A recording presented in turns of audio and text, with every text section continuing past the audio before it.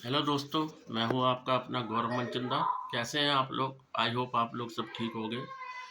तो दोस्तों, आज फिर बात संसद पे हमला जो हुआ उसके प्रति ही बात करनी है।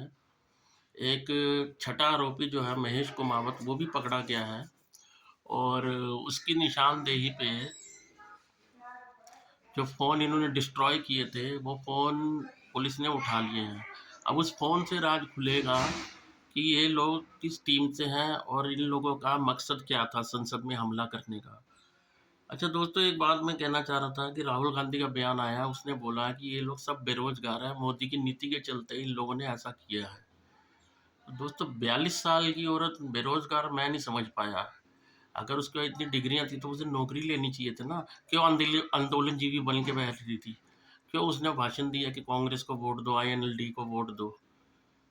यानी कि इनका मकसद सिर्फ और सिर्फ, जो मैंने कल अपनी लाइव वीडियो में बताया था, वही है इनका मकसद।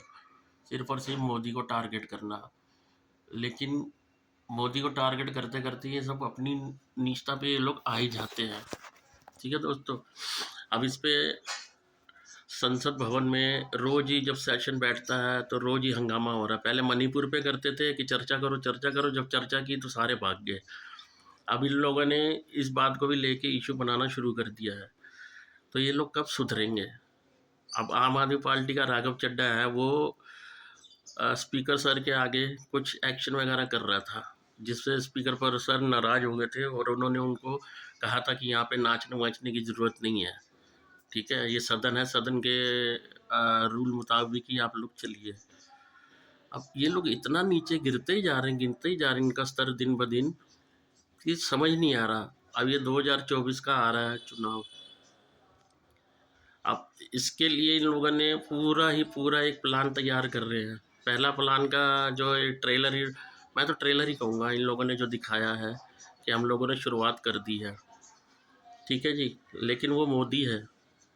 आप जितनी भी गालियाँ, जितने भी उसके खिलाफ आप प्रोपेगेंडा करेंगे ना, पब्लिक सिर्फ और सिर्फ उन्हें ही चुनेगी, आप लोगों को नहीं चुन सकती। क्योंकि जग जाहिर है, इतिहास गवाह है, जब आपकी सरकार रही है, आपने हिंदुत्व के लिए क्या किया, हिंदुओं के लिए क्या किया, सबको पता है।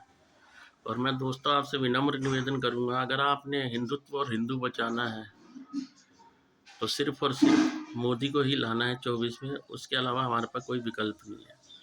इन लोगों ने वर्शिप एक्ट ला के 1995 में, जो इन लोगों ने वक्फ बोर्ड को एक एक हथियार पकड़ा दिया था कि तुम जिस ज़मीन पे हाथ रखो वो वक्फ की हो जाएगी। तो आप सोचिए कितनी ज़मीनें वक्फ के पास चली गई। आज उसका जो ऑर्डर का जो आ, उस ऑर्डर के खिलाफ जो ऑर्डिनेंस पास हुआ है, तो वो सिर्फ और सिर्फ मोदी सरकार ने किया है। ज़मीन किसी के बाप की नहीं है ना, DDA की है, सरकार की है। तो ये लोग ऐसे फ्री में बांटते जाते थे सिर्फ एक ही कम्युनिटी को। तो आप लोग समझिए, ये लोग मोदी को गिराने के लिए कितना नीचे गिर जाएंगे। तो भाई आप लोगों से विनम्र निवेदन है, आप लोग जितना मेरी इस बात को शेयर करेंगे उतना मेरे लिए बहुत अच्छा रहेगा और आगे लोगों में और जागरूकता बढ़ेगी। तो मेरा भाई, 24 में तीसरी बार लाओ, मोदी को लाओ और देश को और आगे बढ़ाओ। अभी हमारी पांचवी अर्थव्यवस्था हमारा देश बन चुका है और आने वाले टाइम में अगर मोदी जी रहे तो हमारा देश जो है तीसरे अर्थव्यवस्था में आ जाएगा। हमारी GDP तीसरे में पहुंच जाएगी और हमारा देश का नाम और जोरों शोरों से बाहर के मुल्कों में लिया जाएगा। तो भाइयों, अगर लाइव मेरी अच्छी लगी हो तो मैं आपसे हाथ जोड़ता हूँ, आप इस लाइव को शेयर और कमेंट करके ज़रूर बताना। और कोई अगर मेरे से गलती हुई हो तो मैं उसके लिए क्षमा चाहूँगा। थैंक यू दोस्तों।